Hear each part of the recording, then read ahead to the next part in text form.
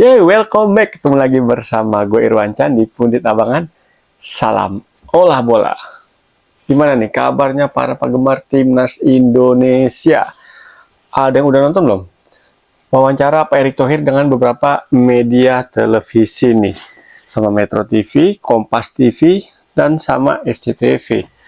Gue udah nonton tuh beberapa wawancaranya dan di situ banyak penjelasan yang menarik menurut gue yang menjelaskan keputusan dari Pak Erick Thohir selaku Ketum PSSI, kenapa dia milih mecat STY dan menggantinya dengan Patrick Kluivert.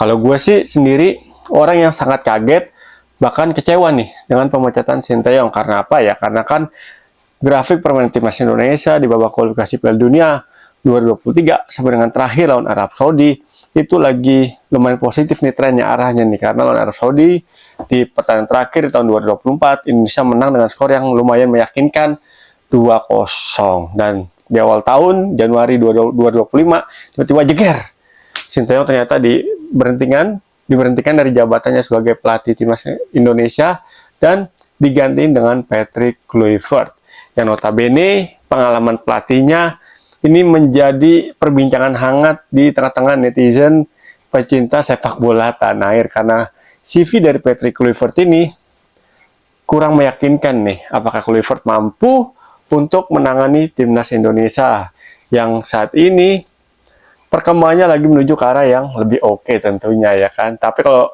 yang gue tonton dari penjelasan Pak Erick Thohir di wawancara dari beberapa TV itu sama Kompas, sama Metro TV, dan sama SCTV, ini menurut gue sih layak kita tunggu nih hasil dari keputusan yang udah diambil sama PSSI ya. Kalau gue sih sebagai penikmat sepak bola ya, kalau udah diputusin ya udah.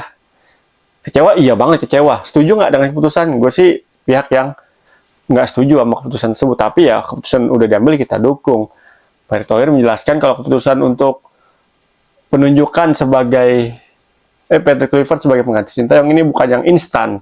Udah berproses untuk bukan Kluivertnya untuk mencari pelatih pengganti Sinteyong yang udah proses lebih dari kurang lebih 2 bulan yang lalu tuh ya kan. Dan dalam proses tersebut, dari wawancara tersebut yang gue tangkep ya, itu ada kurang lebih 15 pelatih, 15 kandidat, kemudian disaring menjadi 3. Nah dari 3 akhirnya diputuskan Patrick Kluivert sebagai pelatih timnas baru Indonesia untuk kontrak kalau nggak salah 2 tahun tuh. Nanti ada opsi perpanjangan 2 tahun lagi kalau emang oke hasilnya ya kan. Nah, tapi Patrick Kluivert ini dalam tugas nanti dibantu sama beberapa asisten pelatih. Nah, yang ramai diperbincangkan adalah 2 asisten pelatihnya, yaitu Alex Pastoor dan siapa tuh? Denny siapa namanya itu? Lupa gue. Denny Tar. Gue cek dulu ya. Asisten pelatih Kluivert. Alex Pastoor sama Denny Lanzat. Nah, ini menarik nih. Alex Pastoor ini banyak yang komen juga nih di media sosial dengan CV Alex Pastoor yang bisa dibilang lebih oke dibanding Kluivert ya, karena dia udah sering latih beberapa tim di Liga Belanda, bahkan sebelum Almere City promosi ke Eredivisie, bermain di divisi di bawah Eredivisie, ini dia bisa membawa Almere promosi ke Eredivisie kalau nggak salah ya, di Liga Belanda. Dan beberapa klub Liga Belanda juga pernah dilatih sama Alex Pastoor. Kenapa nggak Alex Pastoor aja ditunjuk sebagai pelatih timnas Indonesia sekalian?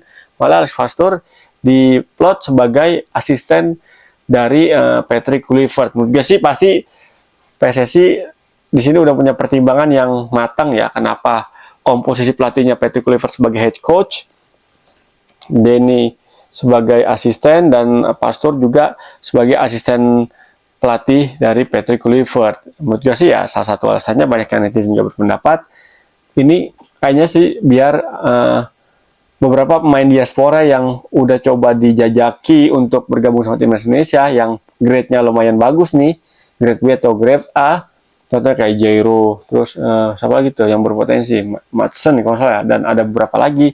Ini dengan hadir Patrick Kluivert sebagai head coach, diharapkan nih dari beberapa pihak berkomentar, diharapkan dengan hadir Patrick Kluivert sebagai head coach ini bisa merubah ataupun menggoyahkan pendirian dari pemain diaspora yang belum bergabung sama timnas Indonesia nih, yang sebelumnya masih ragu, kali aja dengan Marcus Patrick Kluivert jadi yaudah deh, oke siap, naturalisasi saya nih untuk bergabung sama timnas Indonesia, kali aja begitu ya kan. Tapi sekarang kita bahas secara peluang Indonesia di babak kualifikasi Piala Dunia ronde ketiga di bawah asuhan Patrick Kluivert ya. Kalau gue sih intinya kalau bagus kita support ya, kalau ada kekurangan bahkan kalau nanti Patrick Kluivert di perjalanannya seenggaknya di lawan Australia nanti bulan Maret Indonesia gagal meraih poin, ya ini kita sebagai pecinta sepak bola tanah air ya kudu kita kritisi juga ya kan.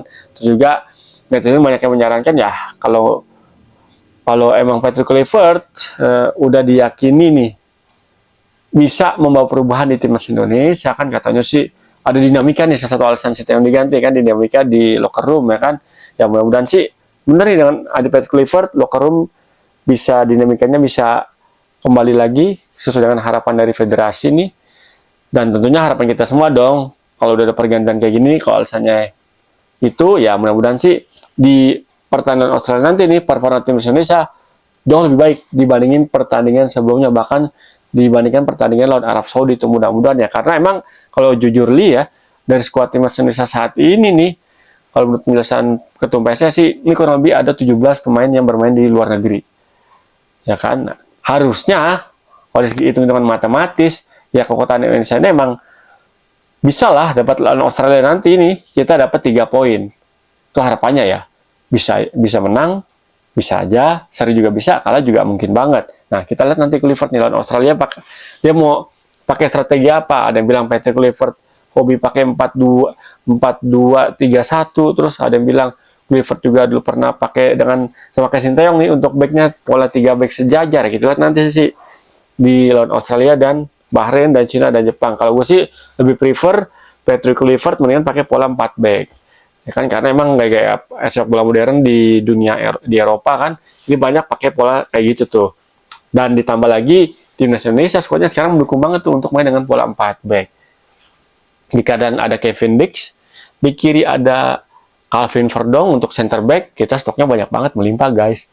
Ada Jaizes, Rizky Ridho, terus ada Miss Hilgers, ada Jordi Amat, ada Justin Hapner, Nathan Chow bisa taruh di situ ya kan, melimpah banget stok center back kita, lebih dari 4 center back yang udah menghiasi skuad timnas Indonesia di bawah arahan dari Sinteyong. Nah, kalau dengan pola main dengan 4 back atau dengan formasi tadi itu 4-2-3-1 ini menurut gue sih cocok ya dengan komposisi skuad yang dimiliki sama Indonesia saat ini nih. Apalagi nanti kalau emang oleh Romani dan misalnya Jairo misalnya ya kan benar-benar nanti diproses naturalisasi di tahun ini sebelum match lawan Australia dan bisa selesai semuanya, ini harapan kita ya.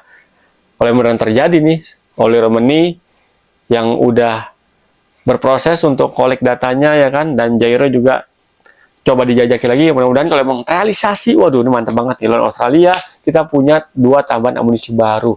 Kalau udah bergabung udah semakin gede peluang Indonesia untuk ngalahin lawan-lawan Indonesia di sisa pertandingan berikutnya nih, 4 laga lagi lawan Australia sama Bahrain ya, seenggaknya udah dekat bulan Maret ya lawan Australia sama Bahrain, targetin lah 6 poin.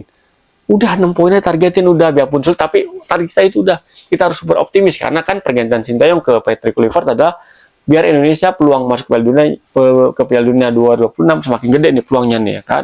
Ya karena ya kita setuju nggak setuju, emang sih gaya permainan tim Indonesia di bawah Sinteyong ini cenderung monoton. Ya begitu aja, lebih cenderung ngandelin defense counter ya kan. Mudah-mudahan era Patrick Kluivert ini kita lebih ofensif nih, biar PR besar di lini serang Indonesia bisa terjawab nih. Karena ya kalau kita lihat CV Patrick Kluivert sebagai pelatih, nanganin Curaçao, terus nanganin Utrecht kalau salah ya, di Jong squadnya, di kelompok umurnya, terus di klub Turki Adana tuh ya kan. Ini Kluivert rata-rata, biarpun nggak semua tim yang dia latih ya, tapi rata-rata rataan golnya itu per match itu 2 gol rata-rata ya, ada yang di bawah itu.